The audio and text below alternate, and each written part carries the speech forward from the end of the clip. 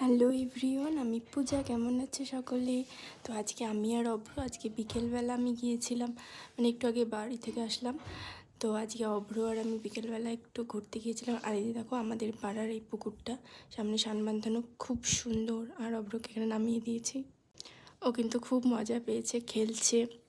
আর সামনেই দেখো বিকেলের ওয়েদারটা এত সুন্দর। আর এটা হলো রেল লাইন। আর সামনে দেখো সবুজ ধান, এত সুন্দর লাগছে। আর এদিকে কিন্তু ভীষণ হাওয়া, ভীষণ মানে শান্তি বলতে গেলে, খুব ভালো লাগছে। আমি আর অভ্র মিলে এখানে অনেকক্ষণ ধরে বসে তারপরে আমরা আসলাম।